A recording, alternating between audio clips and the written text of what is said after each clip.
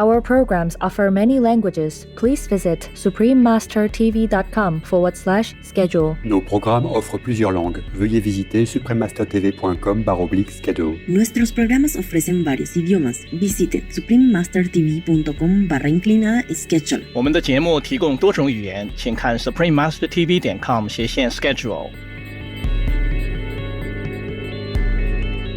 Australia is a multicultural country, so we speak 3 languages here. Some of us don't speak Ukrainian, some people don't speak English. So we find a way of communicating, and this is just a language of help and a language of love. The kind work of the Blue Peony Foundation, Part 1 of 2. Please continue watching to find out more about an organization helping Ukrainian refugees in Australia. Vegan side effect. Your bank manager thinks you had a raise.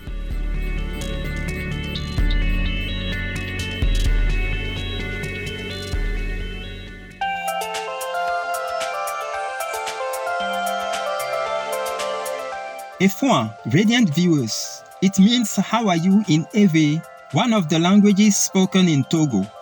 I'm Esosa. The warm-hearted people of Togo pray that each morning you awaken with a feeling of joy and inspiration in your heart.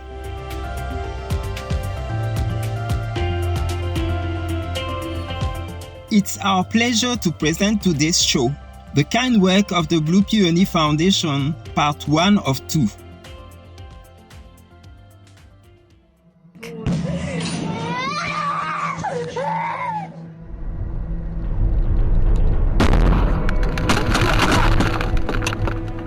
While the world has watched on with the utmost compassion and empathy for those affected by the invasion of Ukraine, many kind individuals have come together to assist in whatever way they can. The Blue Peony Foundation in New South Wales, or NSW, Australia, was established to welcome and support the Ukrainian refugees who have arrived in the country. Thus far, the foundation has assisted over 800 displaced Ukrainians, helping them to start new lives in Australia. The charity runs a donation center, assists families in relocating to rural and regional areas of Australia, offers language classes, and runs a community food bank. It received the 2022 NSW Humanitarian Award from an Australian non-profit that bestows the recognition on those who have made an exceptional positive contribution towards refugee issues in NSW.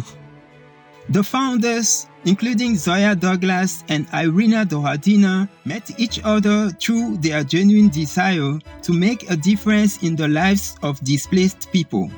We started mid-March. 4 complete strangers came together. We found each other on social media, and we wanted to make a difference because of this Ukrainian crisis situation that a lot of people are facing at the moment. And we learned that Ukrainians are fleeing the country and not going just to Europe or nearing countries, but also arriving to Australia. And we saw the need of helping them. So we wanted to create a hub where people can come, collect the donations, but also feel like they're not alone, feel like that there is support in this foreign country, a very far away land, and a lot of people probably never thought that they would end up here, but that's what happened. So what we're trying to do here, firstly, just to help them with their daily needs. The newly acquainted individuals sprang into action and quickly organized a central hub from where they could coordinate their services. We have never met before, and it was one of the Saturdays where 4 girls decided that we just meet at Litcom Center. Zoya got a contact of the representative of the center, and they arranged a meeting. So 4 of us, we met. I even remember that we were standing and we were in doubt because we got some comments and people were commenting, why do you need to do it? We had the comment where it was said that who will need it? There are a lot of centers, there are a lot of help in Australia, and it's just waste of time. So that was exactly our thoughts, 4 of us standing downstairs. Shall we start or shall we not? So we decided to start. Since then, the group has grown in leaps and bounds. And when it comes to communicating with everyone, there is a genuine language of love and compassion that is felt by visitors. Australia is a multicultural country, so we speak 3 languages here. Some of us don't speak Ukrainian, some people don't speak English. So we find a way of communicating, and this is just a language of help and language of love. Whether that is Russian language, Ukrainian, English, we just try and we see what works and people understand us, but they see that what we bring is hope and happiness and light, and we help them to start again. So that's our mission here. The outpouring of community support that has been received from persons of various cultural backgrounds has been absolutely tremendous. People regularly visit the central hub in the town of Lithgow to donate goods. One beautiful day, a big truck arrived and the girl just started emptying it. So she came from nowhere. She came with no Russian, no Ukrainian background. And it was amazing to see. She appeared the next week. She appeared the week after. And it was just so natural to take her into the group and start working together, because we saw the capacity. We saw that heart is so big and that heart is just glowing and really wants to help. Vegan omits the world's destruction.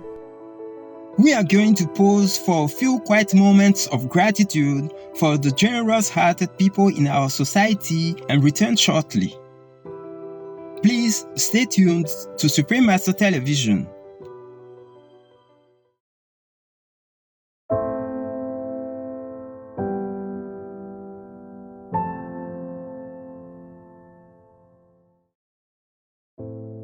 Welcome back to our show, The Kind Work of the Blue Peony Foundation, Part 1 of 2 on Supreme Master Television. Before we paused, we learned about a woman delivering goods to the foundation in a truck.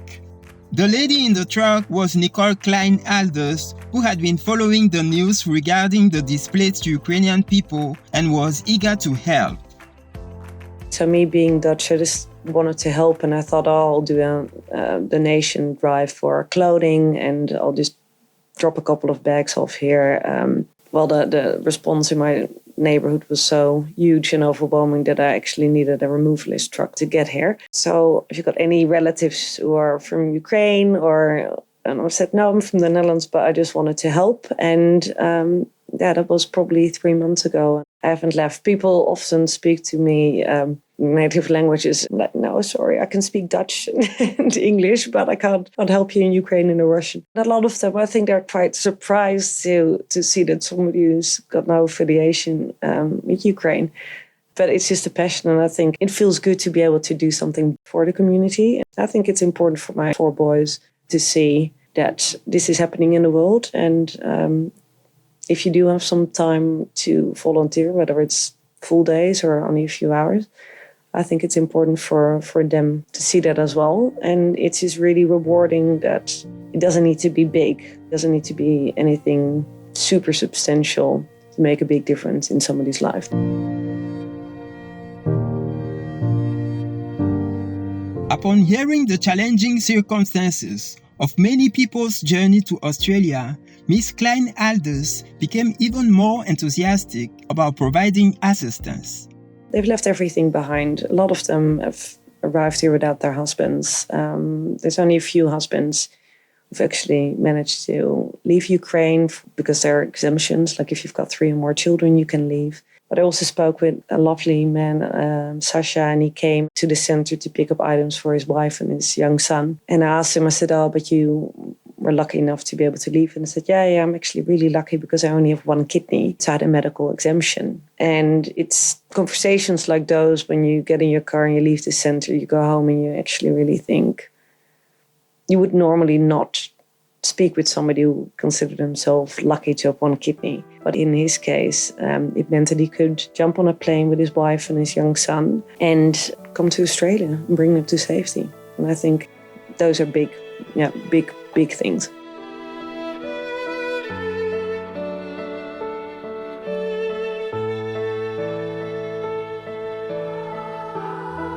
The Blue Peony Foundation also provides a very necessary place for the people to connect, make friendships, build new links with the local community, and realize that they are not by themselves.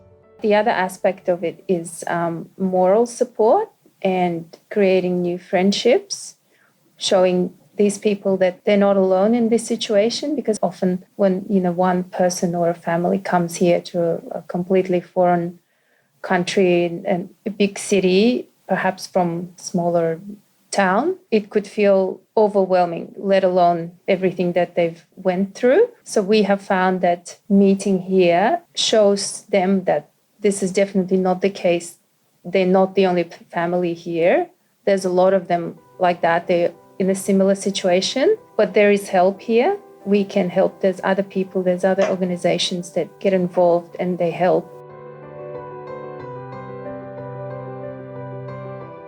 To learn more about the Blue Peony Foundation, please visit bluepeonyfoundation.org.au, facebook.com/Blue Peony Foundation. Lots of people are addicted to cheese because it has casein in it, which is actually quite addictive. So, we're trying out the new types of vegan cheeses which are on the market and finding ones that we like. We've been doing it for some time now as a family, so it's not really an issue anymore. Jane Yilmaz, vegan. Noble viewers, it has been a pleasure to have you with us today for our program. Please join us again on Monday, September 12, for the kind work of the Blue Peony Foundation, part 2 of 2, featuring more from our interviews with the charity's co-founders. Coming up next is Only Peacemakers Can Go to Heaven, part 9 of 9, on Between Master and Disciples, right after noteworthy news. May we soon have peace in every corner of this beautiful earth. Our programs offer many languages. Please visit suprememastertv.com/schedule and suprememastertv.com/GPGW.